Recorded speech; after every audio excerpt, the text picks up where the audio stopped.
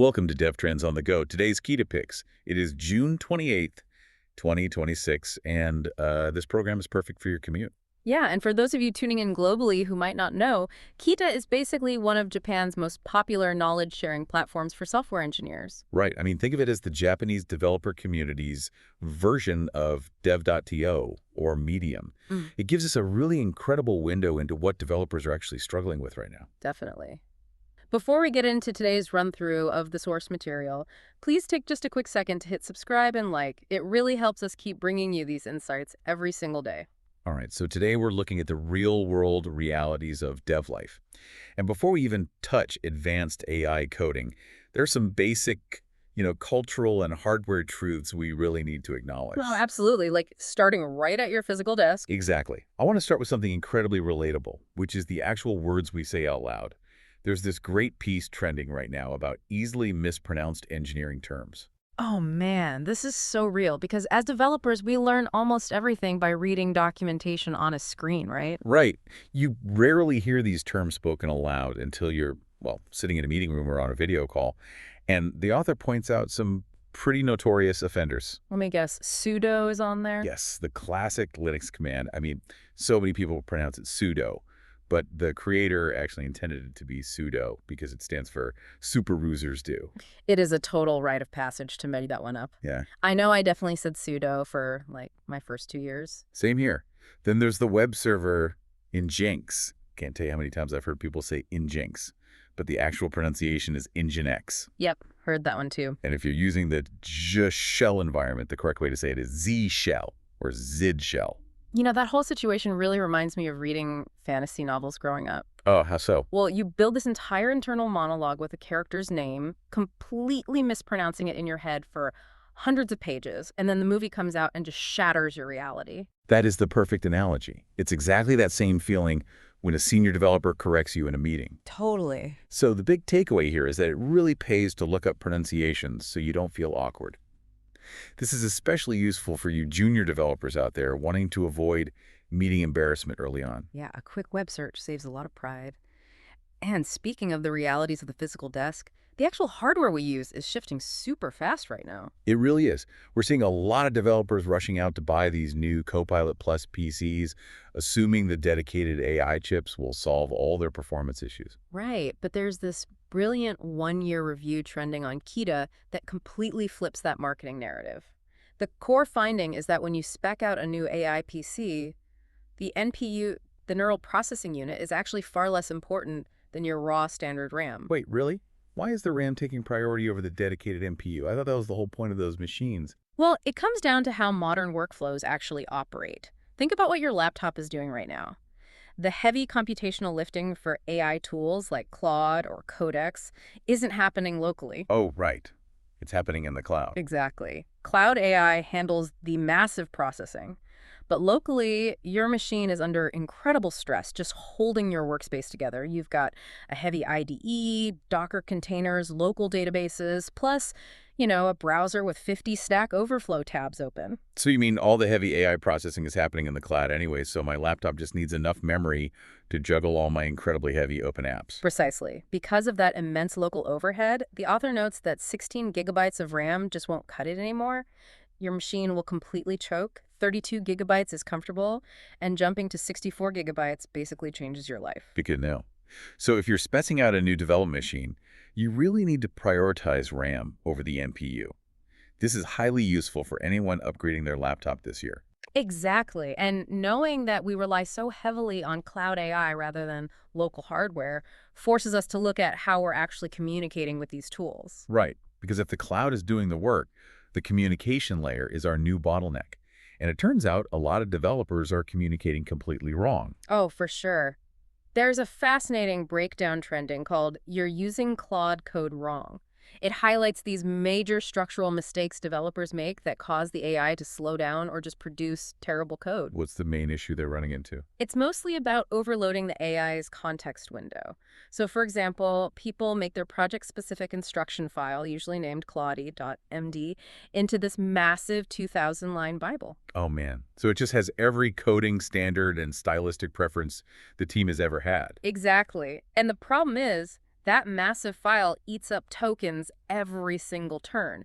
The AI has to read and process that giant document for even the simplest prompt. That sounds exhausting for the system. What else are they getting wrong? Another critical error is leaving too many MCPs connected all the time. MCP stands for Model Context Protocol, which basically just means letting the AI read external reference material before it answers. Right, like giving it access to your GitHub or Slack. Yeah, and when it has to search through all that unstructured data for every single query, the system just slows to an absolute crawl. That makes total sense. Are there workflow mistakes too, like when actually chatting with it? Yes, running the /compact command right in the middle of a complex task.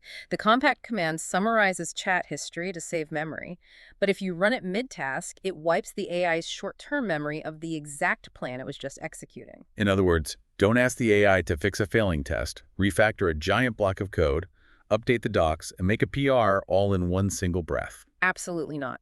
You need to delegate specific, narrow tasks to subagents. Keep your instructions minimal and don't overload the context window. This is super useful for solo devs and AI-driven developers who are hitting a productivity wall. Which naturally flows right into how we should be structuring the AI's skills. We just covered what not to do. Now let's look at establishing rules correctly. There's a really great guide on writing a skill.md file to stop AI from slacking off. It's funny to think of a machine slacking off, but they really do take the path of least resistance, don't they? Oh, totally. They cut corners or hallucinate libraries that don't even exist when they don't have constraints. So to solve this, developers are using strict design methods to establish a ground truth. What does that look like in practice? For example, forcing the AI to read specific data schemas before it's allowed to write any code. You also set incredibly strict output formats, sometimes called artifacts. Right, so you dictate exactly how the answer should be formatted. Exactly. You leave zero room for creative interpretation. The author compares it to treating prompt design like test-driven development, or TDD. Oh, TDD, where you write the exact expected outcome or test before writing the code itself. Spot on. You define the success criteria and the exact structure before the AI generates a single line of logic. That sounds a lot like giving a junior designer a vague instruction versus handing them a strict brand guide. If you just say, make it look nice, they guess. But if you give them the exact color codes, they get it right. That is a brilliant analogy. You lock down the right answer in your skill.md first, and then let the AI build based on that fixed reference. It's incredibly useful for prompt engineers managing erratic AI output. But here's a question. Strict checklists work perfectly on a small scale. How do we handle massive, highly complex fields like cybersecurity without completely overloading the context window like we talked about earlier? That requires a totally different architecture. There's a trending open source project right now called the Anthropic Cybersecurity Skills Repository. It gives AI agents 817 structured skills mapped directly to industry security frameworks like MIRE, ATT, and CK. Wait, 817 skills? If I load a file with hundreds of complex playbooks into the AI, won't that instantly crash the context window? It absolutely would, which is why the architecture here is so clever. It utilizes a concept called progressive disclosure. Okay, how does that work? Instead of loading all 800 files at once, the system is designed so the AI only loads the specific playbook it needs for the exact task it's currently facing. Oh, I get it. So that means the AI looks at a menu first and only orders the exact recipe it needs to cook in that moment. Precisely. It keeps the context window clean. But there is a massive catch. Because it's a community-driven repository, the author explicitly warns that the quality varies wildly. And some of these scripts include actual live attack payloads. Yikes. Yeah, you definitely do not want a confused AI running actual attack payloads unsupervised against your own servers. Definitely not. Huge skill repositories are incredible for mapping blind spots, but human review is an absolute requirement here. This is mostly useful for security engineers wanting to automate threat detection, provided they stay heavily involved. Which brings us to a critical point about the systems executing these agents. There's an article gaining traction titled Building AI Agents and Guardrails, and it makes a really vital point about safety. Yeah, when you build an agent from scratch, you can't just rely on prompts, right? Exactly. Prompts are basically just polite requests to a language model. You need actual system-level guardrails. The author breaks down 3 non-negotiable rules. First, limit the tools. You don't give the agent access to any tool it doesn't explicitly need. Makes sense. Keep it locked down. What is the second rule? Second, you must validate parameters at the execution layer. This ensures the agent cannot access unauthorized folders regardless of what the AI decides it wants to do. Wait, hold on. Couldn't I just tell the AI, do not delete production data right in the main prompt? You could, but prompts can be bypassed. Hmm. If the AI gets into a complex reasoning loop to solve a tricky bug, it can easily rationalize that bypassing your rule is necessary to achieve the goal.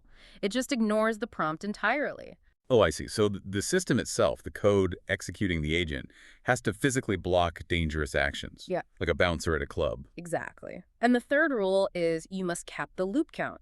If an agent gets confused, it will just keep trying the same broken command over and over, which can rack up a massive cloud API bill overnight. That's a very practical safeguard. Right. So safety has to be built into the execution layer, not just the instructions. Super useful for developers building custom AI agent architectures. So, okay, we know how to build safe agents, and we know how to give them specialized skills. But there's this bigger philosophical question trending right now. Does letting an AI loop endlessly on a code base actually result in a good product? That is the ultimate question of value. Just because it can write code safely doesn't mean it's writing something people actually want. Mm-hmm. And a really thought-provoking article titled, "Why I'm Not Interested in Loop Engineering" challenges this head-on. Loop engineering is just letting the AI iterate on code entirely on its own, right? Right, fixing bugs and adding features in a continuous cycle. But the author argues that this approach hits a massive hard ceiling without continuous human or end-user feedback. Why does it plateau, though? If the AI is smart enough to write the code, shouldn't it be able to improve it automatically? Well, the author uses a fantastic comparison to explain this. Think about chess. An AI can play chess against itself forever, constantly improving, because the rules are permanently fixed. It's a closed problem. Okay, that makes sense. But building a software product is an open problem. The rules constantly shift based on what human users actually need. An AI can invent a recipe, but it cannot taste the food. Ah, I love that. It completely lacks the subjective capacity to measure if the software is actually enjoyable or intuitive to use. Exactly. Without real-world user feedback injecting new subjective data into the system, unsupervised AI just ends up reproducing average, generic best practices. So you mean AI is basically making the old waterfall model of development super fast, where we build a massive project without talking to users, but it still can't figure out if customers actually want the product. That captures the limitation perfectly. True product uniqueness requires a pipeline of real-world user feedback. That's the bottleneck. This perspective is highly useful for product managers and tech leads planning their AI strategies. Okay, but despite those philosophical limits on building entirely new products, organizations are still finding highly practical ways to deploy these agents, right? They definitely are. And that brings us to the final major trend on Qiita, looking at real-world deployments. Like the AWS DevOps agent and government cloud initiatives, AI can absolutely accelerate the review process. How are these large organizations actually applying it day to day? Take the new AWS DevOps agent. It performs automated pull request reviews. But it doesn't just look for typos. It performs dynamic testing and call graph analysis to deeply understand how the code behaves, and then categorizes the PR as BLOCK, caution, or safe. That goes way beyond a simple syntax check. It does. And Japan's digital agency is currently reporting a 6 times productivity boost using Claude Code on their government cloud. They're building open source agents with strict IAM guardrails. Quick refresher. IAM is identity and access management, right? Defining exactly who or what has access to specific data. Exactly right. Huh. But how would you actually use this at work? Do we just blindly accept the AWS agent's review and merge the code? No, it's fundamentally about building a collaborative feedback loop. You use the AI to catch the tedious, easy stuff. That frees up human reviewers to focus entirely on architectural validation and business logic. So practical AI deployment really relies on blending that AI automation with strict CI/CD pipelines and final human oversight. Yeah. A really useful framework for enterprise architects and DevOps engineers. Before we wrap up, I want to leave you with one final thought, especially for those of you listening who work in strict corporate environments. We talk a lot about these cutting-edge AI tools, but many developers just aren't allowed to install them. Yeah, it's pretty frustrating to hear about tools like Claude Code if your network physically blocks you from using them due to workplace rules. But if you are locked down, you can still embrace the automation mindset through mini RPA. RPA being robotic process automation, right? Making software bots do repetitive tasks. Exactly. Even if you can't use an autonomous AI agent, you probably have access to Microsoft 365 Copilot and standard tools like PowerShell. You can write simple scripts to handle the busy work, like automating expense report checks. Oh, that's smart. You can just run those scripts directly from Excel VBA using entirely approved enterprise software. Even in lockdown environments, the barrier to automating your daily tasks is lower than ever. It really is. So if you haven't already, please take a moment to subscribe and like the show. We have new exploration of the latest sources waiting for you every day, so you'll always stay up to date. Have a great day and happy coding.